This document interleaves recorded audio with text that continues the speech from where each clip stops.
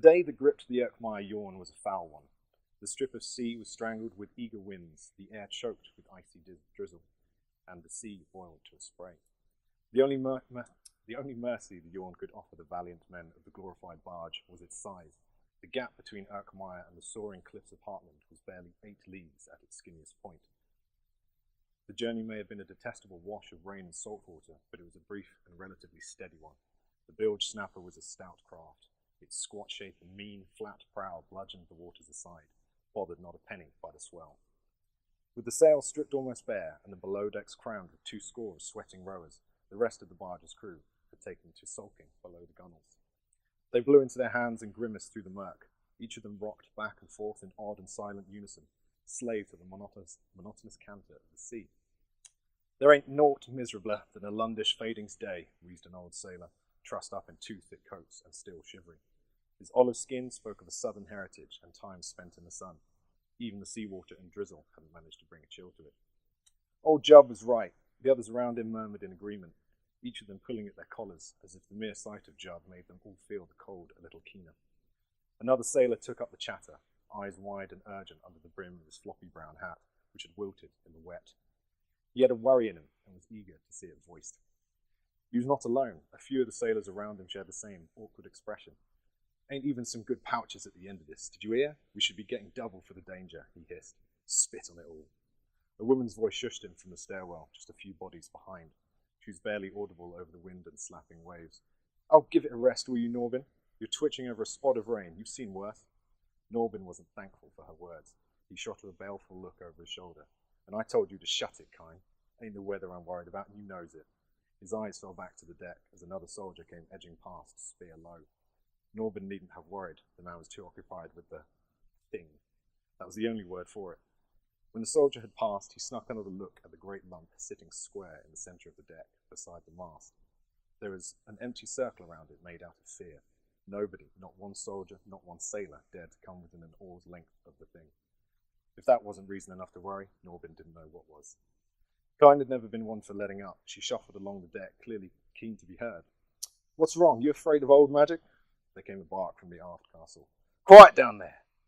As if to punctuate the order, a stray wave stole over the gunwales and splashed their huddle. The sailors moaned as cold water seeped under collars and into the throats of boots, finding new crevices to chill. Deafing yawn, swore Norbin. He was about to give Kine another piece of his mind when a noise stole away his words. It sounded like the popping of knuckles, or the low grumble of a distant landslide. The chains rattled once, and then fell still again. Norbin jabbed a finger at it. See, it's laughing at us. He cast a look back at Kine, now crouched behind him. Her face was puckered into a smirk. I'm telling you, it ain't right.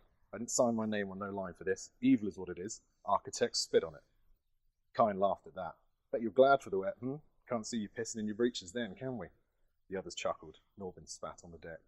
Tell me why it's chained up then, he said, and why they're all giving it a wide berth. Could tip over the side, being so heavy and all, ventured another shipmate. He was a tall lad, tall enough to poke above the gunwales and receive more drizzle than he perhaps deserved. His cheeks were scrunched up so tightly his eyes were 2 thin slivers. Norbin whirled at him. You can pipe down, Spew, before I take back that blanket I gave you. Spew threw up his hands. That ain't fair. Captain doesn't want it moving around is all, said Kine. Norbin scoffed. Fall piss. It's bloody dangerous, that's why. Snapper is solid as a harbour. All right, how many soldiers have we got on this ship, eh? Why are they all needed then? It's a demon, I'm telling you. Laughter. It's a machine for the war, you deffer. Yeah, something special for the true hearts. I don't care. This ain't war. This war ain't my war. Oh no, that's right. You're the man whose only home is the sea, ain't you? You can shut it as well. Be quiet down there, First Mate Botch, eager to stretch his cords as usual. We're coming out of the deep waters. C2. The crew begrudgingly saw to it. Apparently a little more begrudging than management would have liked. I said, C2, you ingrates, roared Botch. Yes, sir. The crew scurried across the deck, giving the cargo a wide berth, although they still allowed themselves a quick glimpse through the ring of soldiers. The bilge snapper nosed into a shallow crescent of grey beach that lay in the shadow of the drunken cliffs. A gaggle of people waited on the sand, maybe half a dozen at most. Norbin stretched his neck upwards to gaze at the rocks, as was his habit whenever they came to Hartlund by this route. They had sailed the yawn less and less in recent months, something to do with the Lundish being penniless. The drunken cliffs were aptly named. Only alcohol could elicit such an angle from its victims. The slabs of grey granite were pressed tightly together, halfway fallen, like slumping books on a shelf. Their lofty heights were covered by dark green grass and the barely visible threads of a small crowd. Between them and the beach, a jagged yet impressive footpath ran in a zigzag through the rock. Now the barge had been swallowed by the shadow of the rock. The day seemed even gloomier and wetter than before. Fortunately for Norbin, he was on anchor duty, and that meant a scrap of shelter behind the fat capstan, to the side of the bow and under a walkway. From there, he could get another decent eyeful of the thing, as big an eyeful as the Merc could afford, at least. If he peered hard enough, he could make out contours beneath the green tarpaulin, gauge the girths encircling by the chains. The soldiers had taken a liberal approach to the irons. The thing was practically clothed in them. Norbin silently begged it to move, as if to prove it was not some sort of rain-crafted mirage, a trick of the sea spray. "Master Gurn!" yelled Botch. Norbin raised his hand. "Yes, sir?" "To the bow, you and Miss Simpkins." "Yes, sir." Norbin inwardly groaned, but did as he was told. Kyne scurried past him, always eager to lick an arse whenever one was presented. Norbin glowered at her as he put one hand on the cog and one hand on the brake.